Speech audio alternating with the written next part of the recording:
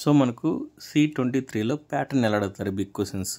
So first 11th వచ్చి first unit నుంచి అడుగుతారు, 12, 13 వచ్చి సెకండ్ యూనిట్ నుంచి అడుగుతారు, 14 వచ్చి థర్డ్ యూనిట్, 15, 16 వచ్చి మనకు ఫోర్త్ యూనిట్ నుంచి అడుగుతారు కంపల్సరీగా. మళ్ళీ 5th యూనిట్ చూసారనుకోండి 5.1, 5.2 వచ్చి 17, మళ్ళీ 5.3 అండ్ 5.4 వచ్చి 18 అలా అడుగుతారనమాట. ఇక్కడ టోటల్గా 8 క్వశ్చన్కి ఒక నెంబర్కి మనకు 10 మార్క్స్ వస్తుంది. ఇక్కడ ఏబి ఉంది అంటే 5 మార్క్స్ 5 మార్క్స్, ఇక్కడ 5 మార్క్స్ 5 మార్క్స్. ఇక్కడ ఆర్ అంతా ఏం లేదండి.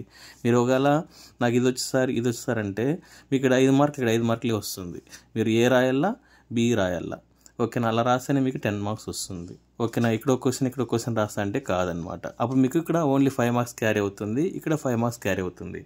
ఇక్కడ మీకు టోటల్గా 8లో మీరు 5 క్వశ్చన్స్ రాస్తే సరిపోతుంది. అంటే 11, 12, 13, 14 అలా ఫుల్గా ఏబి రాయాల. మీరు ఏ యూనిట్ నుంచి మీకు ఈజీగా అనిపిస్తే అది రాస్తే సరిపోతుంది. ఇప్పుడు నేను ఫస్ట్ యూనిట్ నుంచి మీకు ఇంపార్టెన్స్ క్వశ్చన్స్ చెప్తాను.